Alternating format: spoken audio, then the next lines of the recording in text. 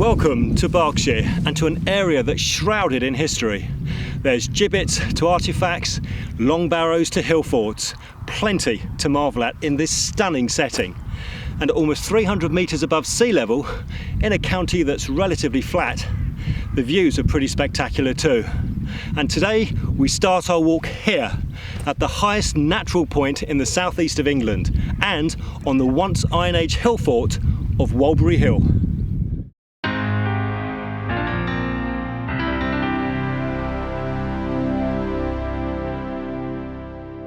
Walbury Hill is located in the southwest of the county of Berkshire and is situated close to the borders of Hampshire and Wiltshire.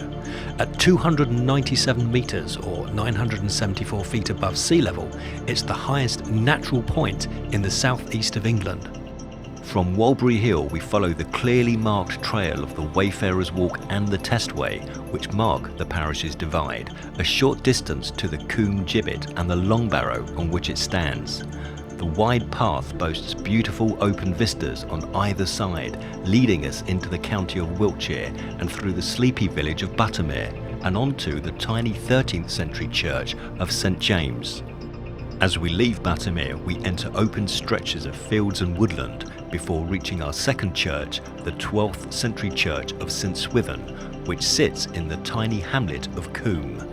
From here, it's a short stroll uphill before returning to Walbury Hill. Now, hill forts in this part of the country are certainly not uncommon. And here, on the summit of Walbury Hill, and on what used to be the county border between Berkshire to the east and Wiltshire to the west, is a once Iron Age hill fort of Walbury Camp.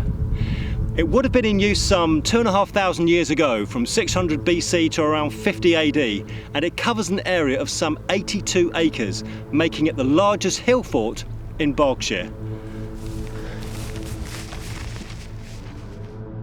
Walbury Camp would have been seen as a considerable feat of construction in its day, having massive encircling banks, and when in use would have been defended by a timber palisade, of which sadly nothing remains today. Of a more modern history and located on the northwest side of the hill is the Merville Battery Memorial. In the fields and woods below this hill in May 1944, the 9th Battalion, the Parachute Regiment commanded by Lieutenant T.B.H. Otway, DSO, rehearsed plans for their successful assault on the German coastal artillery battery at Merville, France, before the seaborne troops landed in the invasion of Normandy on the 6th of June 1944.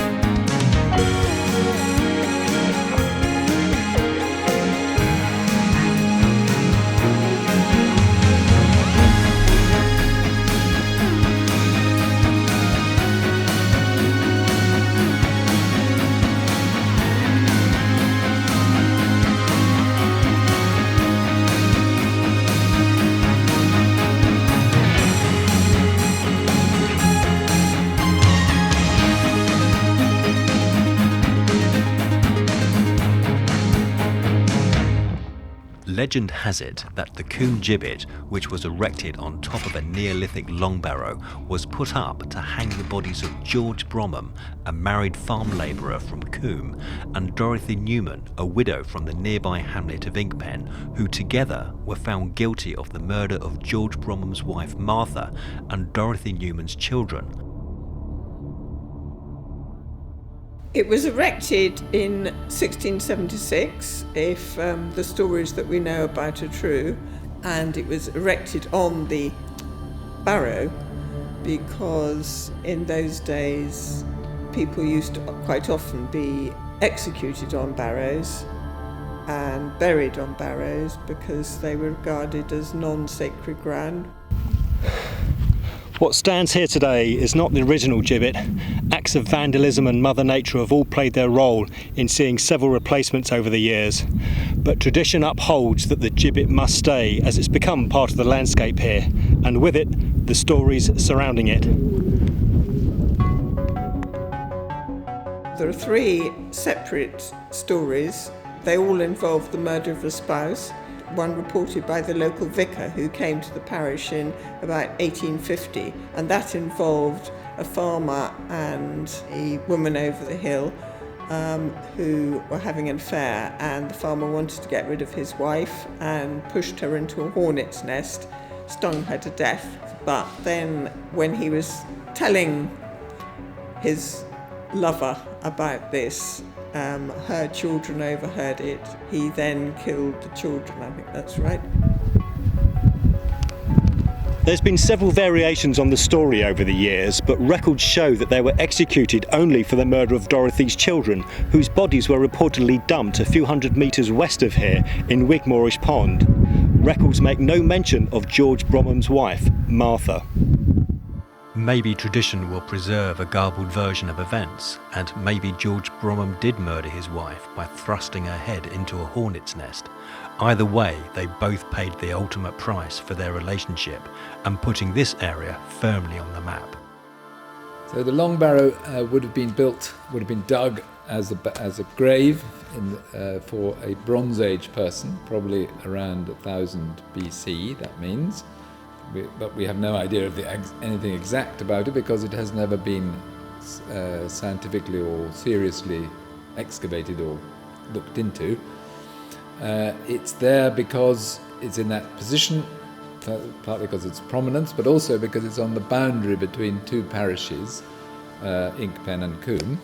And it would have been a place where people came from the 2 parishes came to have meetings, to have assemblies, and to discuss sometimes conflicts between the villages and sometimes and maybe to have other kinds of celebrations, we don't know.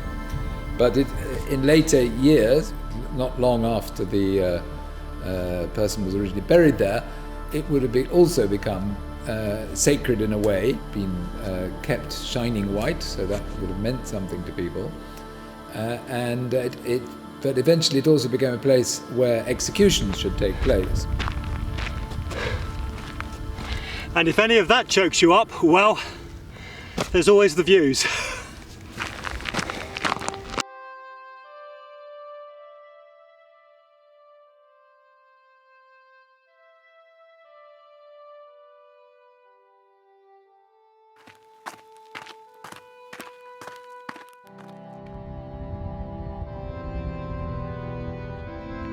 For the more adventurous, this trail forms part of 2 long-distance walks starting in the area.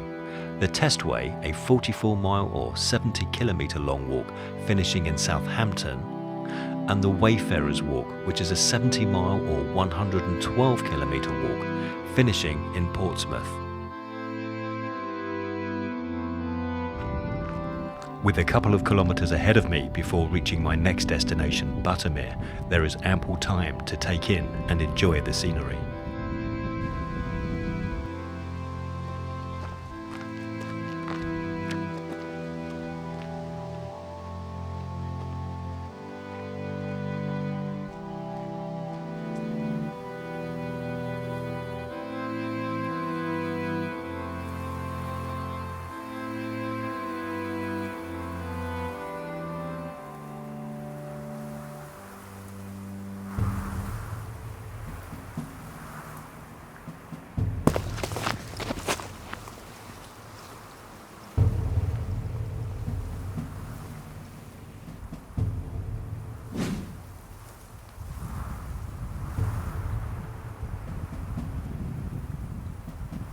As we continue down the path, we descend into the tucked-away hamlet of Buttermere. Buttermere has traditionally been a farming community, but in the late 19th century the amount of arable land declined, and by the early 20th century there was more grassland than arable, which in turn saw sheep farming decline and dairy farming increase.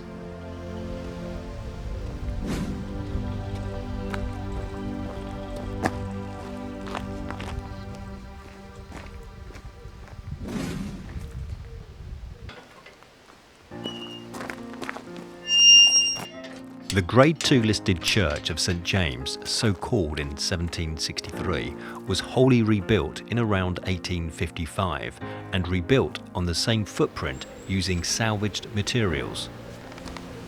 We've now crossed the border from Berkshire into Wiltshire and arrived at the first of two churches we'll be visiting on this walk, the parish church of St James's. It's one of the smallest churches in the county and where there's been a church in various forms for over 700 years. The old church, standing in the 13th century, was built of flint and had an undivided chancel and nave, a north porch and western bell turret constructed of timber, of which doesn't remain today. The windows in the north wall were replaced in the 14th century and the porch built in the 18th.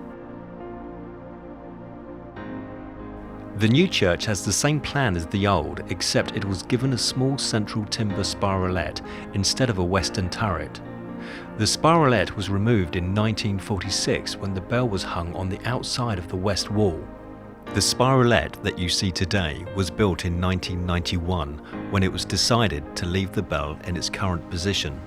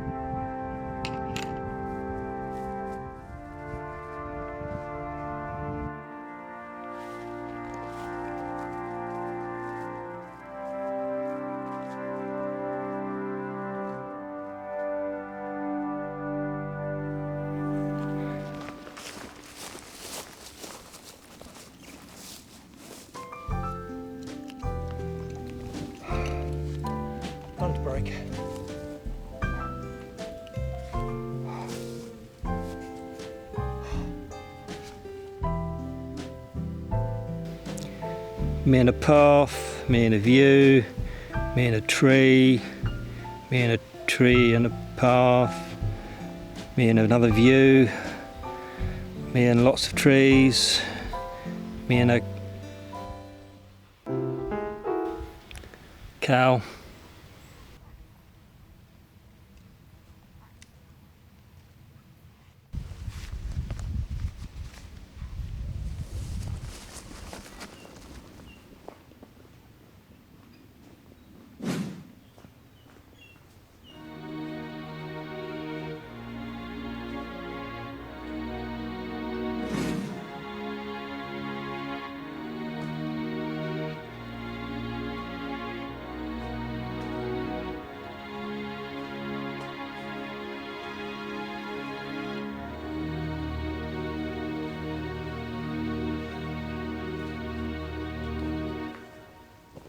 There's been a church on this site since the Saxon times, and this one dedicated to the scarcely documented St Swithin, who became the Bishop of Winchester from his consecration in October 853 AD. The church would have been originally set up in either the 10th or the 11th century. The church is known as St Swithin, is therefore closely associated with St Swithin, who was a 9th century Bishop of Winchester. And the church, as in its early years, was associated with Winchester.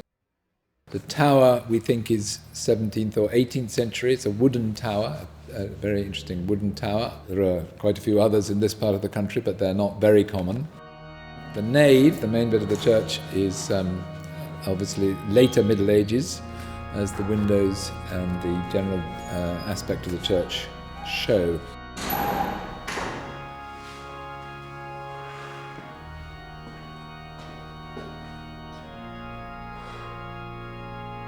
The building, however, we have today, the oldest bit is the chancel, as in many parish churches, the east end of the church, which must date from the 12th century approximately. We don't know, we don't have any evidence of any church earlier than that, and in fact the church is not mentioned in Domesday Book, but that does not prove that it didn't exist at that time. We've read that it's either a Saxon bowl with a later base, or it's a 14th century font. I'm not quite sure how that opinion has come about, but it clearly is not a Saxon bowl on a later base, because it doesn't look as though the bowl and the base are two separate objects. They seem to be either one piece, so I think that can be discounted. But it could equally be that it was a font that was made by some Victorian or Georgian stonemason based on a Saxon bowl. So we really don't know. Which is sad, because it would have been nice to have had more chapter and verse of the background to this very simple but lovely atmospheric church. And it has got a lovely atmosphere, and when people who don't know it come here for the first time, they invariably write in the visitors' book of this feeling that they have about the peace and charm of this very simple but lovely little church. We are all devoted to it, and we hope that it goes on being what it has been over the hundreds of years, a place for people to come and worship and rest and think and pray.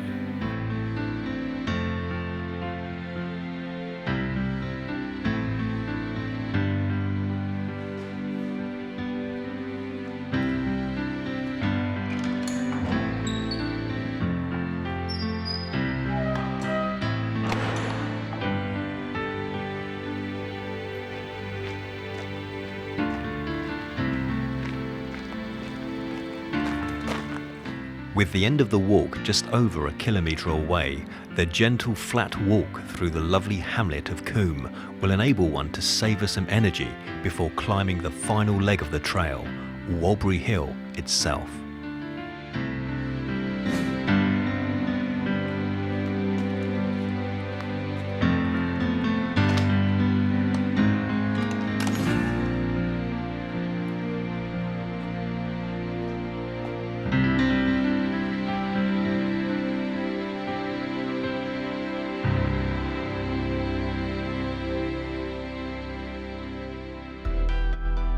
Having lived in the countryside, I can put one more in tune with it and its history. The tiny hamlets of this place in all their glory is just a sample of the many quintessential English hamlets that beckon the visitor to discover them, their secrets and their past. But for me, secrets or no secrets, history or no history, the sheer serenity of the English countryside is just unique. That alone would be all the reason I would need to stay in it.